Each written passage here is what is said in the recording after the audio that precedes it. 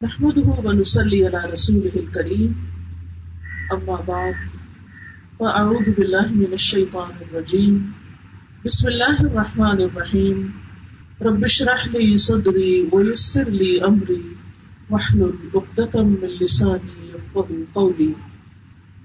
الحمدللہ آج یہاں ایک خوشی کے موقع پر آپ سب سے ملاقات ہو رہی ہے.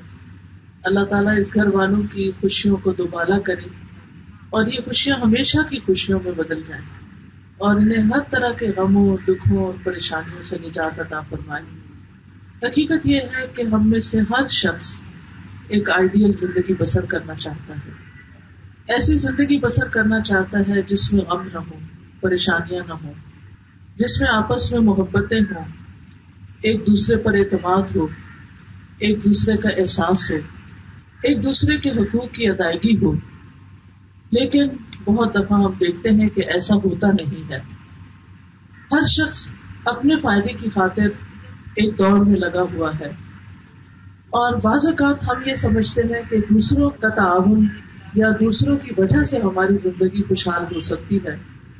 جب ہم قرآن و سنت کی طرف رجوع کرتے ہیں تو ہمیں پتہ چلتا ہے کہ اللہ سبحانہ و تعالیٰ کا وعدہ ہے کہ جو لوگ نیک کام کریں گے، اچھے عمل کریں گے، ریگارڈلیس کہ کوئی ان کے ساتھ اچھا کرتا ہے یا نہیں، ان کا ماحول اچھا ہے یا نہیں، لیکن وہ اپنی ذمہ داریاں نبھاتے چلے جائیں گے تو اللہ سبحانہ و تعالیٰ بھی ان کو ضرور اچھی زندگی عطا کرے گا. سورۃ النحل میں اللہ تعالیٰ فرماتے ہیں من عمل صالحا من ذکر او انثی وهو مؤمن فلنحيينه حیاتا طیبہ ولنجزینہم اجرہم بأحسن ما كانوا یعملون. جو بھی نیک عمل کرے، مرد ہو یا عورت، اور وہ مومن ہو تو یقیناً ہم اسے ضرور اچھی زندگی عطا کریں گے، پاکیزہ زندگی عطا کریں گے. فَلَنُحْيِيَنَّهُ حَيَاةٌ طَيِّبَةٌ، طیب وہ ہوتا ہے جو دل پسند ہوتا ہے، پاک ہوتا ہے، عمدہ ہوتا ہے، اور یقیناً ہم انہیں ان کا اجر ضرور بدلے میں دیں گے ان کے بہترین اعمال کے مطابق جو وہ کیا کرتے تھے. یعنی جیسا وہ عمل کریں گے اس کے مطابق ان کو جزا عطا کریں گے. تو اس سے یہ پتہ چلتا ہے کہ اگر ایک انسان دنیا میں اچھا کرتا ہے، اور اچھا کرنا صرف یہ نہیں ہوتا کہ کسی مشکل وقت میں انسان کچھ دعائیں مانگ لے یا کچھ صدقہ خیرات کر دے یا کچھ اچھے کام کر لے اور پھر اللہ تعالیٰ کو بھول جائے، بلکہ اچھا کرنا ایک مستقل بنیاد پر ایک زندگی کا اصول بنا کر اچھا کرنا ہے کہ کوئی ہمارے ساتھ اچھا ہے پھر بھی اچھا کریں گے، اور اگر کوئی ہمارے ساتھ اچھا نہیں تو ہمیں اچھا ہی رہنا ہے، ہمیں اچھا ہی کرنا ہے. ہماری زندگی جیسے بھی ہے ہمیں اللہ تعالیٰ کی عبادت کرنی ہے، کنڈیشنلی نہیں کہ اگر اللہ تعالیٰ ہماری دعائیں سنے گا تو پھر ہم اس کی نماز پڑھیں گے اس کے لیے، ورنہ نہیں، کیونکہ اللہ تعالیٰ نے ہمیں پیدا اپنی عبادت کے لیے کیا تو اس لیے ہم ہر حال میں اس کی عبادت کرتے رہیں گے، حالات جیسے بھی ہوں. تو بہرحال چونکہ یہ اللہ تعالیٰ کا وعدہ ہے کہ ہم نیک عمل کرنے والوں کو حیات طیبہ عطا کریں گے، اور یہ حیات طیبہ دنیا کی زندگی کی طرف اشارہ ہے. اور اگر ہم اس سے مراد آخرت کی زندگی لیں تو جنت کی زندگی تو ہے ہی حیات طیبہ، ایک پاکیزہ زندگی، ایک عمدہ زندگی جس میں انسان کو اس کے اعمال کا اجر ملے گا. لیکن جب ہم عمدہ زندگی کا تصور کرتے ہیں تو اس سے مراد عیش و عشرت والی زندگی نہیں ہوتی، کیونکہ بعض اوقات انسان کو عیش و عشرت کے سارے سامان ملے ہوئے ہوتے ہیں، ہر طرح کی سہولتیں، زندگی کی ہر نعمت، لیکن اس کے باوجود اس کا دل خوش نہیں ہوتا. عمدہ سے عمدہ لباس، عمدہ سے عمدہ گھر، عمدہ گاڑی، عمدہ زیورات، ہر چیز اس کے پاس ہوتی ہے. وہ جس چیز کی تمنا کرتا ہے وہ پیسے سے اس کو خرید لیتا ہے، لیکن دل اس کا پھر بھی خوش نہیں ہوتا. تو پھر یہ اچھی زندگی کون سی زندگی ہے کہ جس میں انسان کا دل ہی خوش نہیں؟ تو اس سے مراد وہ زندگی ہے کہ جس میں ایک مومن اور ایک کافر میں فرق ہوتا ہے، کیونکہ کھانا پینا، زندگی کے عیش و عشرت یہ تو ان لوگوں کو بھی میسر ہے جو اللہ کو مانتے ہی نہیں، جو اللہ تعالیٰ پر یقین ہی نہیں رکھتے، یا اللہ کو مانتے تو اس کے ساتھ شرک کرتے ہیں، یا وہ اللہ کی عبادت نہیں کرتے جیسے اللہ تعالیٰ نے بندوں سے چاہا ہے. تو پھر اللہ تعالیٰ کا یہ وعدہ کیسے پورا ہوتا ہے اچھا کام کرنے والوں کے ساتھ؟ اس میں یہ ہے کہ انسان کی زندگی میں سارے غم ختم ہو کر ایک غم پر فوکس کرنے لگتے ہیں، ساری فکریں ایک فکر پر آ کے رک جاتی ہیں، ساری پریشانیاں ایک پریشانی پہ آ کے رک جاتی ہیں، اور وہ یہ کہ میرا رب مجھ سے راضی ہو جائے۔ وہ ہر دم اسی بات کی کوشش کرتا ہے کہ وہ اس دنیا میں رہتے ہوئے ایسے کام کر جائے کہ جس سے اس کی آخرت خراب نہ ہو، جس سے وہ اللہ تعالیٰ کے سامنے جائے تو اللہ تعالیٰ اس سے خوش ہو جائے۔ اور آپ کو یہ معلوم ہوگا کہ یہ خوشخبری انسان کو موت کے وقت ہی ملنے لگتی۔ جو نیک روح ہوتی ہے، اچھے عمل کرنے والا انسان ہوتا ہے، اس کے پاس جب فرشتے آتے ہیں تو وہ فرشتے آ کر اس کو سلام کرتے ہیں اور اس کی جان لینے لگتے ہیں، اور ساتھ اس کو خوشخبری سناتے ہیں، سلام کرتے ہیں اور کہتے ہیں اے پاک روح جو پاکیزہ جسم میں تھی، چل اپنے رب کی طرف، ارجعی الی ربک راضیۃ مرضیہ۔ خوشخبری کیا ہوتی ہے کہ تیرا رب تجھ سے راضی ہے، تمہارا رب تم سے خوش ہے۔ اس وقت جو مومن ہوتا ہے وہ یہ خوشخبری پا کر چاہتا ہے کہ بس جلدی سے اس کی روح نکل جائے اب جسم سے، وہ اب اس جسم کے اندر رہنا نہیں چاہتی، اور انسان یہ چاہتا ہے کہ فوراً اپنے رب سے ملاقات کرے، جس رب کی رضا کی خاطر اس نے ساری زندگی گزاری ہے، اب وہ اس رب کو جا کے دیکھے، اس سے ملاقات کرے۔ اور یہی وہ بات ہے کہ جس کے بارے میں حضرت عائشہ کہتی ہے کہ نبی صلی اللہ علیہ وسلم نے فرمایا جو بندہ اللہ تعالیٰ سے ملاقات کی محبت رکھتا ہے اللہ تعالیٰ بھی اس سے ملنا چاہتا ہے، اور جو اللہ تعالیٰ سے ملاقات نہیں کرنا چاہتا اللہ تعالیٰ بھی پسند نہیں کرتا۔ اور وہ لوگ ہوتے ہیں کہ جو کفر کرتے ہیں، شرک کرتے ہیں، فسق و فجور کی نافرمانیوں کی زندگی بسر کرتے ہیں، ساری زندگی اللہ سے دور رہتے ہیں، تو موت کے وقت جب فرشتہ آ کر ان کو بتاتا ہے کہ اے خبیث روح جو خبیث جسم کے اندر تھی، چلو اپنے رب کی ناراضگی کی طرف، تو وہ روح جو ہے وہ جسم کے اندر گھومنے لگتی ہے، یعنی چھپنا چاہتی ہے اور نکلنا نہیں چاہتی، لیکن بہرحال اس کو کھینچ کے نکال لیا جاتا ہے، اور جتنا زیادہ وہ فرشتے اسٹرگل کرتے ہیں، کھینچتے ہیں، اتنی تکلیف بھی زیادہ ہوتی ہے، اور پھر اس طرح وہ ناراضگی کے ساتھ اپنے رب کی طرف جاتی ہے۔ لیکن جو نیک روح ہوتی ہے جب اس کی روح پہلے آسمان کے دروازے پر ہی پہنچتی ہے تو فرشتے پوچھتے ہیں کس کی روح آئی، تو وہ بتاتے ہیں کہ یہ فلاں اور فلاں بن فلاں تھا، اس کا اچھا سا نام لے کر جس سے اس کو دنیا میں یاد کیا جاتا تھا، اور پھر وہ بھی اس کو مرحبا کہتے ہیں اور خوش آمدید کہتے ہیں، ویلکم کرتے ہیں، اس کا استقبال کرتے ہیں، اور پھر وہ روح اس آسمان کی طرف چلی جاتی ہے جہاں وہ رب تک جا پہنچتی ہے، تو اس کا رب اس سے راضی ہوتا ہے، اور وہ رب کی رضا کے ساتھ پھر علیین میں اس کا ٹھکانہ ہوتا ہے۔ لیکن یہ خوش قسمتی کس کے ہاتھ آتی ہے؟ یہ اس کے ہاتھ کہ جس کو اللہ تعالیٰ سے محبت ہوتی ہے، وہ اللہ تعالیٰ سے ملاقات کا شوق رکھتا ہے، جس کو اللہ تعالیٰ کا قرب چاہیے ہوتا ہے، جس کی سوچ سب سے بلند ہو جاتی ہے، وہ مقابلے بازیوں پہ نہیں رہتا، وہ ٹٹ فار ٹیٹ کی اس پہ نہیں رہتا، وہ ہر حال میں اچھا ہی کرنا چاہتا ہے، اور پھر اس کا دل، اس کے ارادے، اس کی سوچ، اس کی سب چیزیں اپنے رب کی گرد گھومتی رہتی ہیں۔ میں نماز پڑھی، پتہ نہیں رب کو پسند آئی ہے کہ نہیں، میں نے صدقہ خیرات دیا، کہیں دکھاوا تو نہیں ہو گیا، میں اپنے ہسبینڈ کے حقوق ادا کر رہی ہوں، کہیں ایسا تو نہیں کہ کوئی ایسی چیز بیچ میں آ جائے جو اللہ تعالیٰ کو ناراض کرنے والی ہو۔ رشتے دار مجھے نہیں پوچھتے، لیکن میں ان کو اس لیے پوچھتی ہوں کہ اس سے میرا رب خوش ہوتا ہے۔ میرے دوست میرے ساتھ زیادتی کر جاتے ہیں، لیکن میں زیادتی نہیں کروں گی کیونکہ میرا رب اس کو پسند نہیں کرتا۔ تو ایسا انسان زندگی میں ساری زندگی ہر کام میں وہ اپنے رب کی رضا کا متلاشی رہتا ہے، اور یہی چیز اس کو سکون عطا کرتی ہے۔ یاد رکھیے یہ پرسکون زندگی ہی دراصل حیات طیبہ ہے۔ امام ابن قیم کہتے ہیں پاکیزہ زندگی کی تفسیر قناعت میں یعنی راضی رہنے میں اور اچھے رزق وغیرہ سے بھی کی گئی ہے، لیکن اصل بات یہ ہے کہ اس سے مراد دل کی زندگی ہے، دل کی نعمتیں ہیں، دل کی رونق ہے، دل میں اللہ کی محبت کی ٹھنڈک ہے، ایمان کی حلاوت ہے، اللہ تعالیٰ کی معرفت ہے، اللہ تعالیٰ کی پہچان ہے، اللہ پہ توکل ہے، سخت سے سخت مشکل سے مشکل حالات میں بھی ایک ٹھہراؤ ہے، اندر سکون ہے کہ میرا اس بات کا یقین ہے کہ میرا رب میرے ساتھ برا نہیں کرے گا، میرا رب میرے ساتھ ہر حال میں اچھا کرے گا۔ ہر چیز کا ایک ظاہری پہلو ہوتا ہے اور ایک چھپا ہوا پہلو ہوتا ہے۔ ہم عموماً جو فیصلے کرتے ہیں یا جو ہماری سوچ ہوتی ہے وہ ظاہری پہلو کو دیکھ کے ہوتی ہے، اور اگر ظاہر میں کوئی چیز اچھی لگ رہی ہے تو ہم اس سے اٹریکٹ ہو جاتے ہیں، اس کا دوسرا رخ نہیں دیکھتے.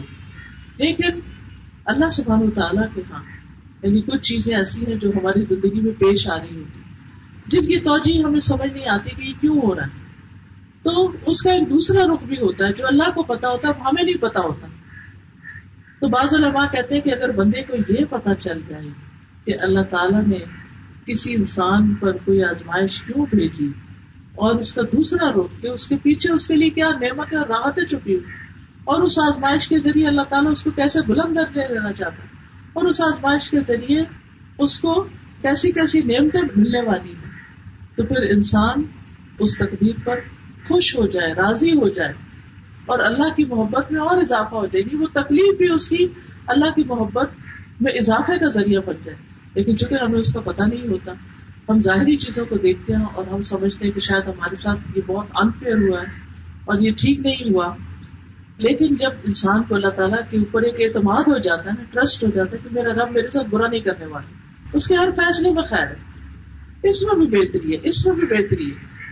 ہر وہ چیز جو ہمیں پسند آئے اس کو بھی رب کی رضا سمجھ کے لیں، اور جو چیز ہمیں پسند نہ آئے اس میں بھی رب کی رضا سمجھے.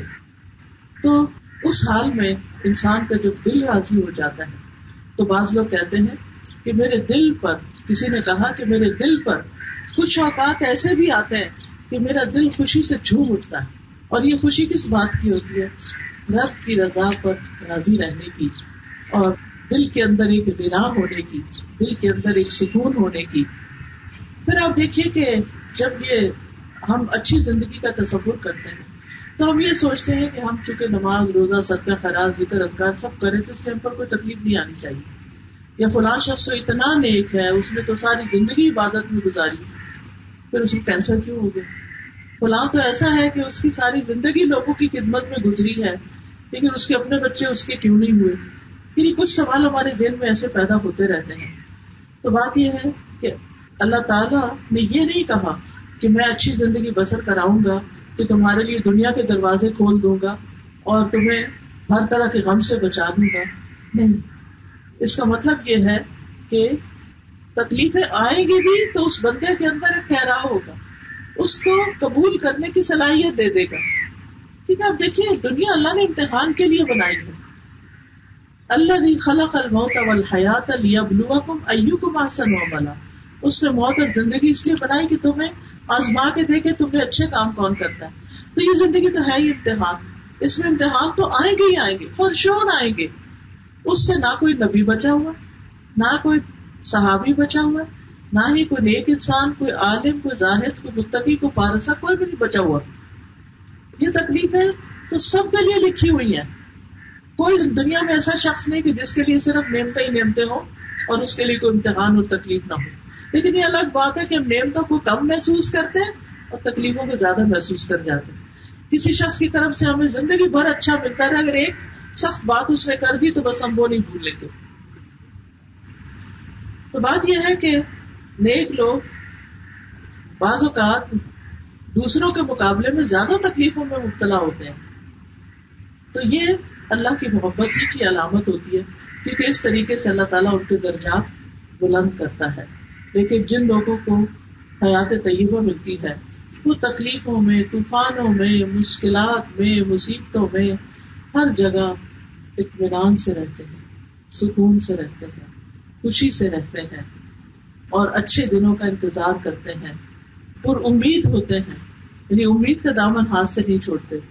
ان لوگوں کے ساتھ اللہ کی خاص مدد ہوتی ہے، اور پھر ہر ایک کانٹا بھی جو ان کو چبھتا ہے اس پر ان کے لیے اجر لکھا چلا جاتا ہے اور ان کے گناہ معاف ہوتے چلے جاتے ہیں. اس لیے کہ کوئی شخص یہ نہیں کہہ سکتا کہ میں تو اتنا نیک ہوں کہ مجھ سے کبھی کوئی گناہ نہیں ہوا. اور بعض لوگوں کو تو تکلیف آتی ہے تو وہ کہتے ہیں پتہ نہیں ہم سے کون سا گناہ ہوا ہے، میں نے تو اپنی زندگی میں کوئی گناہ نہیں کیا، اس لیے یہ ہونا تو نہیں چاہیے تھا. تو یاد رکھیے کہ ہر تکلیف صرف گناہ کی وجہ سے نہیں آتی، وہ ایک امتحان بھی ہوتی ہے. پھر اسی طرح یہ ہے کہ انسان جب اللہ تعالیٰ کی معرفت حاصل کرتا ہے، اللہ کے فیصلوں کو سمجھنے لگتا ہے، اس دنیا کا مقصد سمجھ جاتا ہے، آخرت کا مقصد سمجھ جاتا ہے، اپنی زندگی کا مقصد سمجھ جاتا ہے، تو پھر اس کے اندر ایک ایسا قرار آتا ہے جس کے بارے میں ابن قیم کہتے ہیں میرا دشمن میرا کیا کر لے گا، میری جنت میرا باغ میرے سینے میں ہے، میں جہاں بھی جاؤں میرے ساتھ ہے، وہ مجھ سے جدا نہیں ہوتا، میرا جیل میں بند ہو جانا میرا اللہ کے ساتھ تنہا ہونا، یعنی مجھے خلوت کی گھڑیاں نصیب ہو جائیں گی، میں اللہ سے اور مناجات کروں گا، میرا قتل ہونا میری شہادت ہوگا، مجھے ملک سے نکال دیں گے وہ میری سیاحت ہوگی، یعنی برے سے برا بھی کوئی میرے ساتھ کر لے گا تو اس سے بھی مجھے کوئی فرق نہیں پڑتا، کیونکہ اس میں میرے لیے خیر ہی خیر ہے۔ اصل بات یہ کہ ہم نے چونکہ دنیا کی حقیقت نہیں سمجھی ہوتی کہ اس کی ویلیو کیا ہے، اس لیے ہم یہاں کے نقصان کو سب سے بڑا نقصان سمجھ لیتے ہیں، حالانکہ دنیا کا نقصان سب سے بڑا نقصان نہیں ہے۔ حدیث کے مطابق دنیا کی اہمیت اللہ کے نزدیک ایک مچھر کے پر سے بھی زیادہ نہیں۔ اب آپ خود سوچیں، حدیث میں آتا ہے اگر اللہ کے ہاں دنیا کی قدر و قیمت ایک مچھر کے پر کے برابر بھی ہوتی تو اس میں سے کسی کافر کو پانی کا گھونٹ بھی نہ ملتا، لیکن اللہ تعالیٰ یہ دنیا کھول کے دیے چلے جا رہا ہے کیونکہ اللہ کے نزدیک اس کی ویلیو نہیں۔ اس کے برعکس آخرت جنت، وہاں ایک کوڑا رکھنے کی جگہ دنیا و مافیہ سے بہتر ہے۔ تو ہم دنیا کے نقصان کو تو محسوس کرتے ہیں، اس کو روتے بھی ہیں، غمگین بھی ہوتے ہیں، پریشان بھی ہوتے ہیں، لوگوں کو پریشان کرتے ہیں، لیکن اگر ہم سے کوئی گناہ ہو جائے اور ہماری جنت کا کوئی نقصان ہو جائے، ہم نیک اعمال میں پیچھے رہ جائیں تو اس میں ہمیں کوئی دکھ ہی نہیں ہوتا، کیونکہ ہم نے اس کی ویلیو پہچانی ہی نہیں کہ وہ کتنی قیمتی جگہ ہے اور کتنی اعلیٰ ترین جگہ ہے۔ تو اس لیے بہت ضروری ہے کہ اگر ہم پرسکون زندگی بسر کرنا چاہتے ہیں تو دنیا کی حقیقت کو سمجھیں۔ اب دیکھیں کہ انسان ساری زندگی دنیا اکٹھی کرتا رہتا، موت کا ایک جھٹکا اسے سب کچھ چھین کے لے جاتا ہے اور اس کا سارا مال متا اس کے آنے والی نسلیں استعمال کرتی ہیں، اور اس کو تو خبر بھی نہیں ہوتی اپنی قبر کے اندر کہ ان چیزوں کا کیا ہوا۔ وہ سب چیزیں جن کا ہم پنجابی میں کہتے ہیں نا بسا کھانا، کہ ہم تھوڑی دیر کے لیے ان کے بغیر نہیں رہ پاتے، لیکن جب اللہ کے پاس چلے جاتے ہیں تو سب چیزیں پیچھے رہ جاتی ہیں۔ دنیا کی حقیقت ایک اور حدیث کے مطابق بکری کے مردہ بچے سے بھی کمتر ہے۔ نبی صلی اللہ علیہ وسلم مدینہ کی بالائی بستیوں کی طرف کسی بازار میں جا رہے تھے تو دونوں طرف آپ کے صحابہ آپ کے ساتھ تھے، تو آپ صلی اللہ علیہ وسلم نے بکری کا ایک چھوٹا سا بچہ، یعنی چھوٹے چھوٹے کان تھے اس کے، بہت چھوٹا تھا سائز میں، تو آپ نے اس کے کان کو پکڑ کے فرمایا تم میں سے کون اس کو ایک درہم میں لینا پسند کرے گا؟ مرا ہوا بچہ۔ صحابہ نے کہا ہم میں سے تو کوئی بھی اسے کسی بھی چیز کے بدلے میں لینا پسند نہیں کرے گی، درہم تو دور کی بات ہے، ہم اسے لے کے کریں گے بھی کیا، تو مر چکا۔ آپ نے فرمایا کیا تم پسند کرتے تو یہ تمہارے لیے؟ انہوں نے کہا اللہ کی قسم اگر یہ زندہ بھی ہوتا تو اس میں عیب تھا کہ اس کے اس کان چھوٹے تھے، ہم یہ نہ خریدتے، یہ نہ لیتے، اور اب تو یہ ہے ہی مردار۔ تو آپ نے فرمایا اللہ کی قسم اللہ کے ہاں یہ دنیا اس سے بھی زیادہ حقیر ہے جس طرح تمہارے نزدیک یہ مرا وہ بچہ حقیر ہے۔ جو دنیا اتنی حقیر ہے اس کے پیچھے کتنا رونا چاہیے، کتنا افسوس کرنا چاہیے، کتنا دکھی رہنا چاہیے، اور کتنا اس کے اپ اینڈ ڈاؤن میں آپ پریشان رہیں۔ نہیں، اٹس ناٹ ورتھ۔ ہماری اصل پریشانی یہ ہونی چاہیے ہمارا آگے کا کیا بنے گا، ہماری آخرت کا کیا بنے گا، موت کے وقت کون سے فرشتے دیکھیں گے، قبر میں ہمارے ساتھ کیا معاملہ کیا جائے گا، آخرت میں ہمارا حساب کتاب کیسے ہوگا، اور جنت دوزخ اس کو دیکھیں گے تو کیا ہوگا، پل صراط سے کیسے گزریں گے، پل صراط کے بعد جو جنت اور دوزخ کے بیچ میں پل ہے اس پر ہمارے حساب کتاب ہوں گے تو اس کا کیا بنے گا۔ تو مومن جو ہے ان چیزوں کے بارے میں سوچتا رہتا ہے۔ رسول اللہ صلی اللہ علیہ وسلم نے یہ بھی فرمایا بے شک جو دنیا باقی رہ گئی ہے وہ آزمائش اور فتنہ ہے۔ اسی لیے آپ دیکھیں کہ اگر گھر کی زندگی میں تھوڑا اطمینان بھی ہو جائے، رزق وافر ہو جائے، اپنا گھر ہو، اپنا سب کچھ ہو، خادم سب ہو، ہر عیش و عشرت میسر ہے، تو دنیا کے حالات ہی چین نہیں لینے دیتے۔ صبح اٹھتے ہیں آپ خبر کھولتے ہیں کہتے ہیں ہم جنگ کے لیے تیار ہیں، تو آپ کے دل کے اوپر ایک وہ گزر جاتی ہے کہ یا اللہ خیر ہو، کیونکہ اب جنگیں جو ہیں وہ ان جنگوں پچھلی جنگوں کی طرح نہیں، اب تو ایٹمی جنگیں جو ہیں ان کے لیے لوگ تیاریاں کیے بیٹھے ہیں۔ تو آپ سوچیں کہ انسان کی ساری نعمتوں اور ساری سوچوں کے اوپر پانی پھر جاتا ہے کہ پھر کیا بنے گا، اور یہ ساری نعمتیں جو ہم نے اتنی محنتوں سے اکٹھی کی اس کا کیا ہوگا۔ لیکن جو شخص اپنی آخرت کے لیے جیتا ہے اور وہاں کے لیے سب کچھ کرتا ہے، اپنے رب کو راضی کرنے کی فکر کرتا ہے، وہ کہتا ہے کوئی بات نہیں، میرے لیے اس سے آگے انشاءاللہ ہوگا۔ میں تو دنیا میں ایک اجنبی کی طرح زندگی بسر کر رہا ہوں. اسی طرح رسول اللہ صلی اللہ علیہ وسلم نے دنیا کو ایک قید خانہ قرار دیا. الدنیا سجن للمؤمن، کہ دنیا مومن کے لیے قید خانے کی طرح. تو ہر بندہ جو قید خانے میں ہوتا ہے، جیل میں ہوتا ہے، وہ کیا چاہتا ہے؟ اسے نکل جائے. وہ وہاں دل نہیں لگاتا. کوئی کتنے سال بھی جیل میں رہے وہاں دل نہیں لگاتا. تو اسی طرح مومن کا دنیا میں دل نہیں لگتا. سب کچھ ہوتے ہوئے بھی اس کا دل آگے ہے، کہیں اور ہے. پھر اسی طرح ایک اور قرآن کی آیت کے مطابق دنیا جو ہے وہ دھوکے کا سامان ہے. انما هذه الحیات الدنیا متاع وان الاخرۃ ہی دار القرار. یہ دنیا کی زندگی تو معمولی فائدے کے سوا کچھ نہیں، اور یقیناً آخرت وہی رہنے کا گھر ہے. پھر اسی طرح ایک حدیث میں آتا ہے کہ دنیا ایسے ہی ہے جیسے تم میں سے کوئی سمندر میں اپنی انگلی ڈبوئے تو نکال کے دیکھے کہ کتنا پانی اس کو لگا. ہم ساری زندگی بھی دنیا سمیٹتے رہے تو آخرت کے مقابلے میں وہ تھوڑا سا پانی بھی نہیں جو انگلی کو لگ جاتا ہے. اور اس کے مقابلے میں اگر آخرت کے لیے محنت اور کوشش کریں تو وہاں ایسی نعمتیں ہیں جن کو کبھی زوال ہی نہیں، جن کو کبھی ختم ہی نہیں ہونا. اور وہ گھر خوشحالی کا گھر ہے. وہاں کہا جائے گا سلام علیکم طبتم فادخلوها خالدین، تم پر سلام ہو، تم اچھے رہے. یعنی دنیا سے دل نہیں لگا، بہت اچھا کیا، اب یہاں داخل ہو جاؤ ہمیشہ ہمیشہ کے لیے. اور جنت کا ایک چکر ہی لگے گا کہ دنیا کی ساری تکلیفیں بھول جائیں گی انسان کو. صرف ایک جنت کی جھلک مل جائے گی اس کو، وہ کہے گا میں نے تو کوئی تکلیف دیکھی نہیں. دنیا کے غم کیا غم، کچھ بھی نہیں تھا. نعمتوں سے اتنا دل اس کا خوش ہو جائے گا. اور پھر وہ نعمتیں ہمیشہ کی اور سکون ہمیشہ کا. کیونکہ جنت میں ایک آواز دینے والا آواز لگائے گا، اے جنتیوں تمہارے لیے یہ طے ہو گیا کہ تم صحت مند رہو گے، کبھی بیمار نہ ہوگے. تم زندہ رہو گے، کبھی نہیں مرو گے. تم جوان رہو گے، کبھی بوڑھے نہیں ہوگے. تم آرام میں رہو گے، کبھی تمہیں تکلیف نہیں ہوگی. تو اللہ سبحانہ وتعالیٰ کا یہی قول ہے وَنُودُوا أَن تِلْكُمُ الْجَنَّةُ أُورِثْتُمُوهَا بِمَا كُنتُمْ تَعْمَلُونَ. انہیں آواز دی جائے گی کہ یہ ہے جنت جس کے تم وارث بنائے گئے بوجہ اس کے جو تم عمل کرتے تھے. تمہارے اعمال کے نتیجے میں تمہیں یہ سب کچھ ملا. تو بہرحال اس دنیا میں رہتے ہوئے آئیڈیل زندگی وہی ہے جو ضرورت کی ہو اور پھر آخرت کی یاد میں ہو. دنیا کے غم کم ہو اور آخرت کے غم زیادہ ہو. لیکن افسوس یہ کہ ہماری دنیا کے غم زیادہ ہیں اور آخرت کے کم ہیں. ہمیں اس کو شفٹ کرنا ہے، اس کو تبدیل کرنا ہے، اپنی ہیبٹس کو بدلنا ہے، اپنی پرائرٹیز کو سیٹ کرنا ہے کہ زیادہ ویلیوبل چیز کیا ہے. پھر اسی طرح دنیا ایک آزمائش ہے. اللہ تعالیٰ فرماتے کل نفس ذائقۃ الموت ونبلوکم بالشر والخیر فتنہ والینا ترجعون. ہر جاندار کو موت کا مزہ چکھنا ہے اور ہم تمہیں اچھے اور برے حالات دونوں سے آزماتے ہیں. نعمتیں بھی آزمائش ہے، شادی بھی ایک امتحان ہے کہ ہم نبھا کیسے کرتے ہیں، اور بالآخر تمہیں ہماری طرف لوٹنا ہے. یعنی شادی اور شادی کے بعد کی زندگی بھی ٹیمپریری.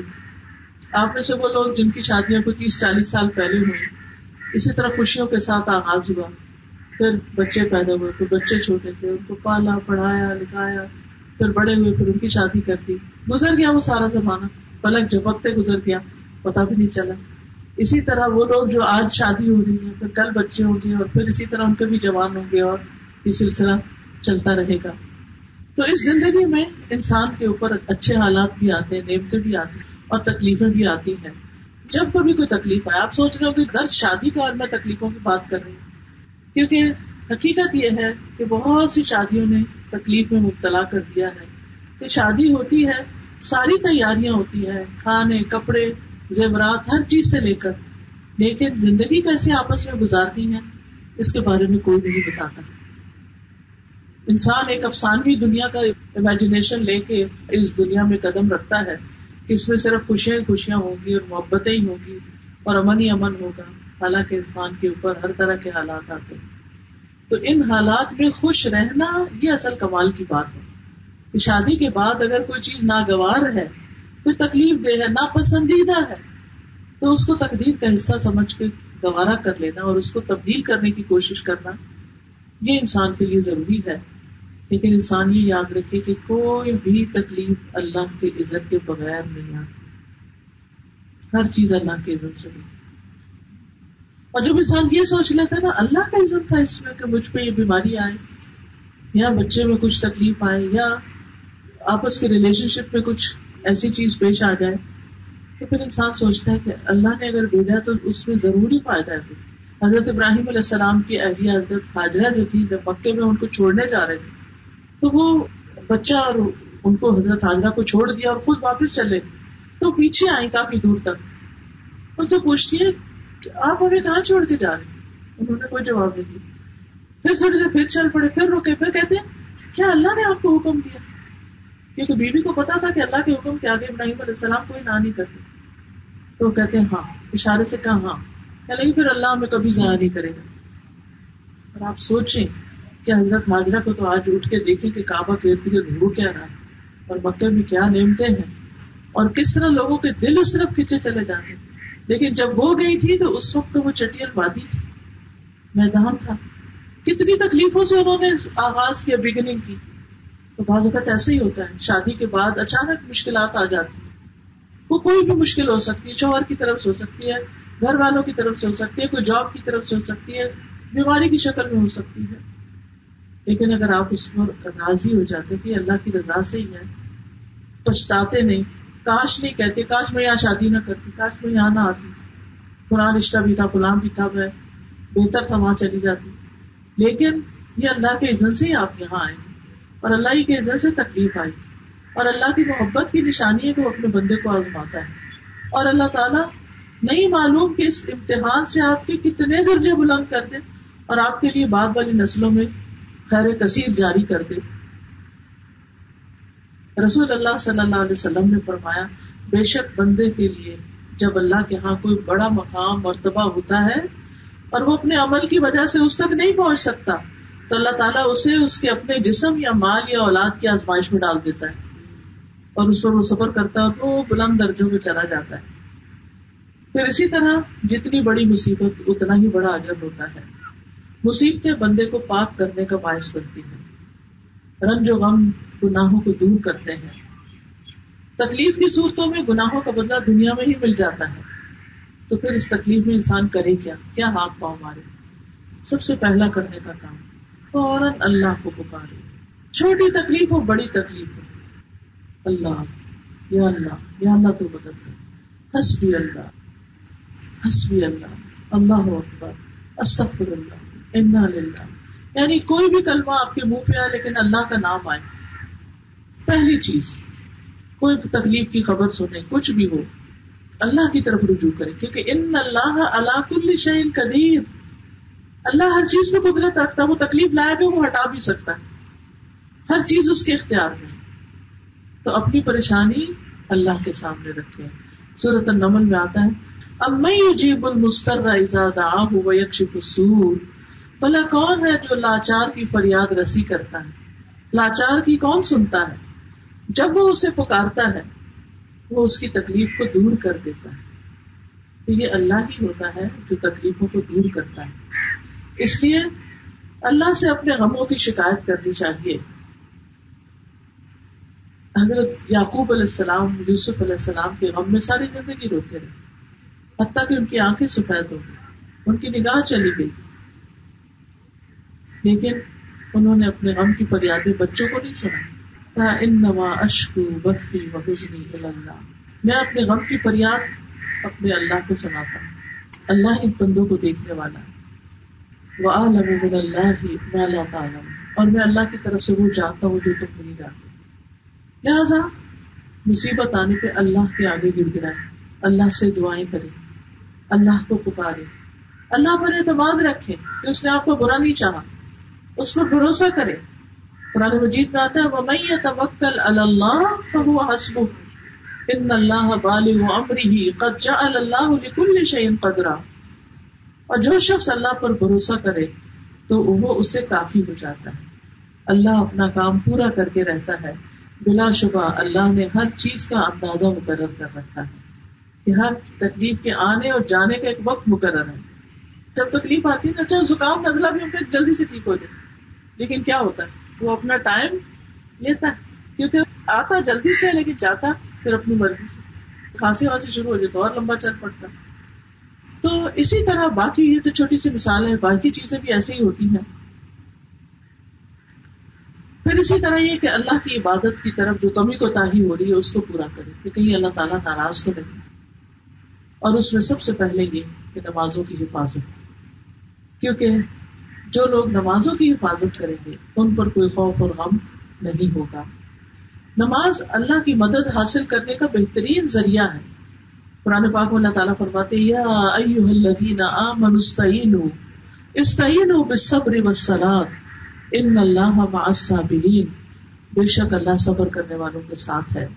اے لوگوں جو ایمان لائے صبر اور نماز کے ساتھ مدد حاصل کرو، بے شک اللہ صبر کرنے والوں کے ساتھ ہے. تو غم اور پریشانی میں نماز کا سہارا ہے.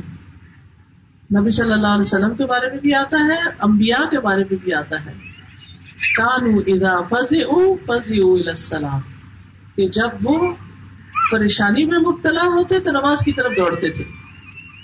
نماز پڑھنے سے اللہ کی رحمت ملتی ہے، راحت و سکون ملتا ہے، مشکلات دور ہوتی ہیں. نمازوں کی حفاظت کرنے والا اللہ کی حفاظت میں آ جاتا ہے. نبی صلی اللہ علیہ وسلم نے فرمایا جان بوجھ کے نماز نہیں چھوڑا کرو، اس لیے کہ جو شخص جان بوجھ کر نماز کو چھوڑتا ہے اس سے اللہ کی ذمہ داری ختم ہو جاتی ہے، یعنی اللہ کی حفاظت سے باہر نکل جاتا ہے. خصوصاً فجر کی نماز کی حفاظت کرنے والا اللہ کی حفاظت میں ہوتا ہے. نبی صلی اللہ علیہ وسلم نے فرمایا جس نے صبح کی نماز پڑھی وہ اللہ عز و جل کی ذمہ داری میں ہے، یعنی اللہ سبحانہ وتعالیٰ اس کی حفاظت کا ذمہ لیتا ہے. پھر اسی طرح کثرت سے نفل پڑھنے والے کو اللہ کی مدد ملتی ہے. دن کا آغاز اللہ کے ذکر سے کرنا چاہیے، اذکار کرنے چاہیے. نماز پڑھنے والا دن بھر حشاش بشاش وقت گزارتا ہے. اور جو شخص فرض نماز کے علاوہ چاشت کی نماز بھی پڑھتا ہے تو اللہ تعالیٰ اس کے سارے کاموں کے لیے کافی ہو جاتے ہیں. حدیث میں آتا ہے کہ اللہ تعالیٰ فرماتے ہیں اے ابن آدم تو دن کے پہلے حصے میں میری رضا کے لیے 4 رکعتیں پڑھ لیا کر، میں دن کے آخری حصے تک تیری کفایت کروں گا، تیری ساری ضرورتیں پوری کر دوں گا. آسان سا نسخہ، 4 رکعتیں پڑھنے میں 8 منٹ لگ جائیں گے، 10 منٹ لگ جائیں گے، لیکن اس وقت کیونکہ اس کے بعد انسان زیادہ سے زیادہ اللہ سبحانہ وتعالیٰ کی رحمت کے سائے میں رہتا ہے.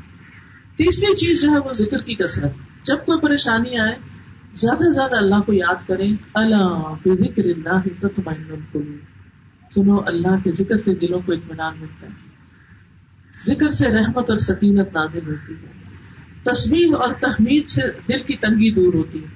اگر آپ کے اندر کوئی خوف ہے، کوئی گھبراہٹ ہے، کوئی فکر ہے، کوئی پریشانی ہے تو آپ سبحان اللہ و بحمدہ سبحان اللہ العظیم پڑھنا شروع کر دیں. پھر کثرت سے نبی صلی اللہ علیہ وسلم پر درود شریف پڑھیں، کیونکہ درود شریف پڑھنے سے سارے غم اور فکریں دور ہو جاتی ہیں. پھر اسی طرح ابن قیم کہتے ہیں ذکر شیطان کو بھگا دیتا ہے جو وسوسے ڈالتا ہے اور مایوسیاں ڈالتا ہے اور پریشان کرتا ہے. رحمان کو راضی کرتا ہے، دل سے غم اور پریشانی دور کرتا ہے.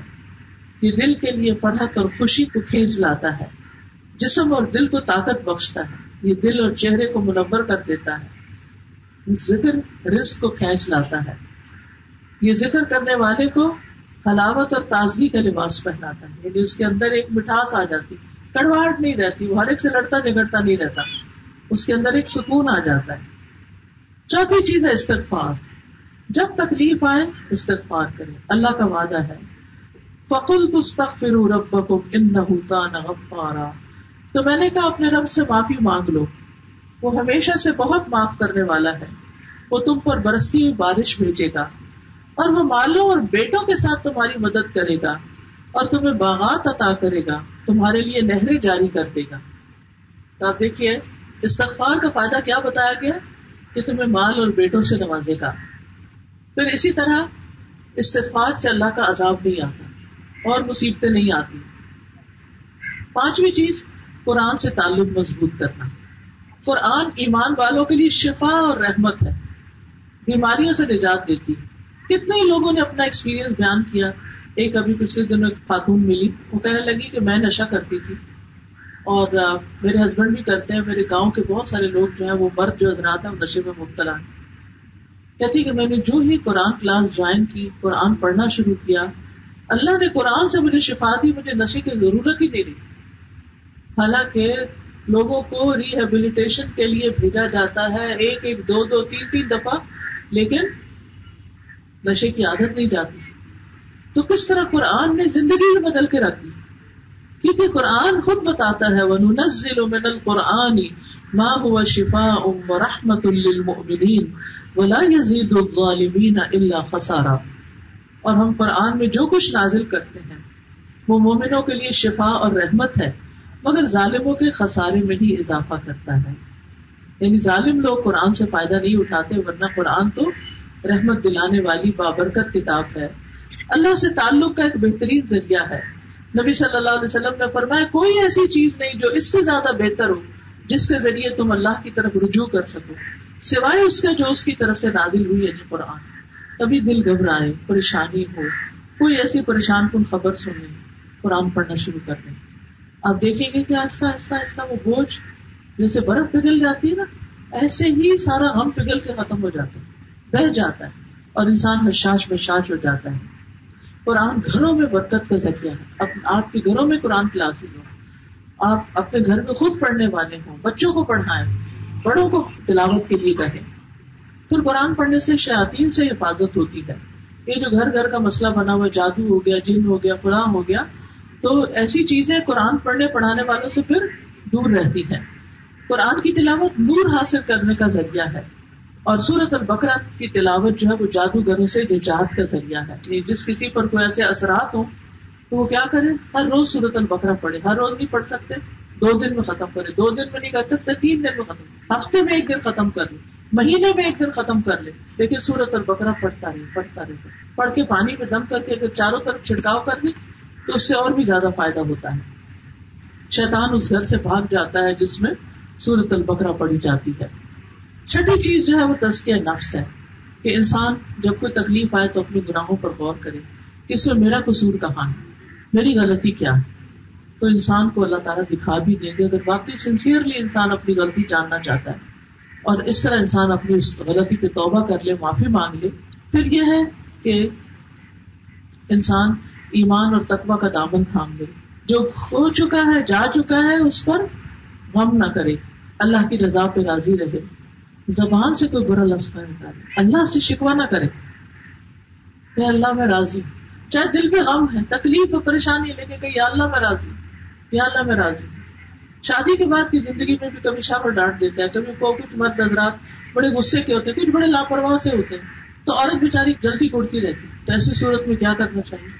اللہ تعالیٰ کی طرف رجوع کر کے قرآن کی تلاوت اور اپنی زبان کو برے الفاظ سے بچا کے رکھنا چاہیے. لڑائی جھگڑوں سے پرہیز کرنا چاہیے، جزا فضا سے پرہیز کرنا چاہیے، ہر حال میں اللہ کا شکر گزار بننا چاہیے، صابرین میں شامل ہونا چاہیے، حالات سے مایوس نہیں ہونا چاہیے. اور 7ویں چیز، آخری چیز، آخرت کی فکر لگا لینی چاہیے.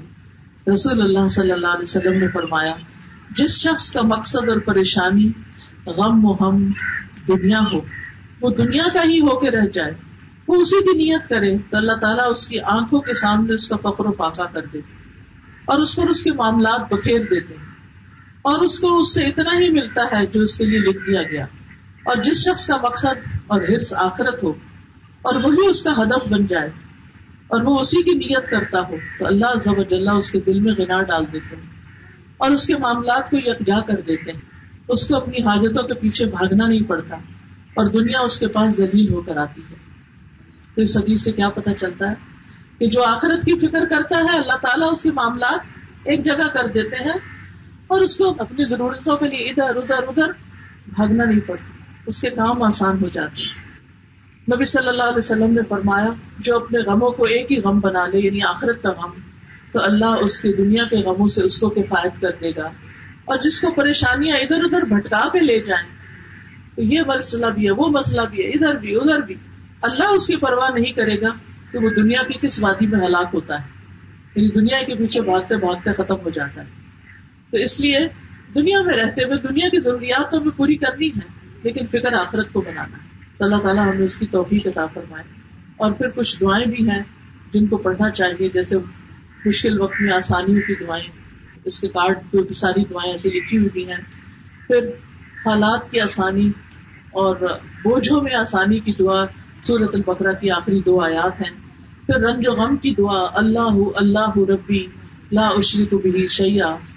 پھر اسی طرح یونس علیہ السلام کی دعا ہے لا الہ الا انت سبحانک انی کنت من الظالمین. پھر ہم و غم سے نجات کی دعائیں ہیں. پھر سختی اور مشقت سے بچنے کی دعائیں ہیں. پھر دنیا کی تنگی سے پناہ مانگنے کی دعائیں ہیں. اور پھر دنیا کو اللہ ہمارا سب سے بڑا ہم و غم نہ بنائے اس کی دعائیں ہیں. تو اللہ تعالیٰ سے دعا ہے کہ اللہ تعالیٰ ہمیں عمل کی توفیق عطا فرمائے.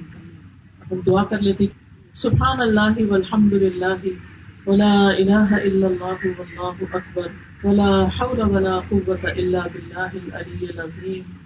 اللہم صل علی محمد وعلی آل محمد کما صلیت علی ابراہیم وعلی آل ابراہیم انک حمید مجید. اللہم بارک علی محمد وعلی آل محمد کما بارکت علی ابراہیم وعلی آل ابراہیم انک حمید مجید. ربنا آتنا فی الدنیا حسنۃ وفی الآخرۃ حسنۃ وقنا عذاب النار. ربنا هب لنا من ازواجنا وذرياتنا قرۃ اعین واجعلنا للمتقین اماما. ربنا لا تؤاخذنا ان نسینا او اخطأنا. ربنا ولا تحمل علينا إصرا كما حملته على الذين من قبلنا. ربنا ولا تحملنا ما لا طاقة لنا به واعف عنا واغفر لنا وارحمنا أنت مولانا فانصرنا على القوم الكافرين. یا رب العالمین یا ارحم الراحمین اس گھر پر اپنی خیر و برکت نازل فرما. یا اللہ جو لوگ آئے ہیں ان پر بھی اپنی رحمت نازل فرما. یا اللہ جن بچوں کی شادی ہو رہی ہے ان کو زندگی صحت ایمان اور عافیت عطا فرما. ان کو خوشیوں بھری زندگی نصیب فرما اور ان کو ہر تکلیف اور غم اور دکھ سے محفوظ رکھنا. ہر حاسد کے حسد اور شریر کے شر سے محفوظ رکھنا. یا اللہ ہم سب کو بیماریوں سے نجات عطا فرما. اللہ ہم سب کے بچوں کو ہدایت عطا فرما. اللہ حلال رزق عطا فرما حرام سے بچا. یا رب العالمین تو ہمیں مرتے دم تک اپنا بندہ بنا کے رکھنا. یا اللہ موت کے وقت فرشتہ سلام لے کر آئے اور تو ہم سے راضی ہو جائے, تیری طرف سے خوشخبریاں آئیں. یا رب العالمین جتنی بھی بہنیں آئی ہیں ان کے دلوں میں جو دعائیں ہیں نیک تمنائیں ہیں ان کو پورا فرما. ان سب کے دکھوں کو دور فرما. ان کی ساری ذاتیوں گناہوں قصوروں سے درگزر فرما. یا اللہ ہم سب کو معاف کر دے. یا اللہ تو ہم سب کو جنت الفردوس عطا کر دے. اللہ تمہیں آخرت کی فکر لگا دے. ہمیں نفع مند علم عطا فرما دے. ہمیں زیادہ سے زیادہ اپنا قرآن سیکھنے سمجھنے اس میں غور و فکر کرنے کی توفیق عطا فرما دے. اللہ ہمارے والدین پر اپنی رحمت نازل فرما. ربنا تقبل منا انك انت السميع العليم وتب علينا انك انت التواب الرحيم. وصلى الله تعالى على خير خلقه محمد وعلى آله وأصحابه وأهل بيته أجمعين برحمتك يا أرحم الراحمين. إلهي آمين. سبحانك اللهم وبحمدك أشهد أن لا إله إلا أنت أستغفرك وأتوب إليك. السلام علیکم ورحمۃ اللہ وبرکاتہ.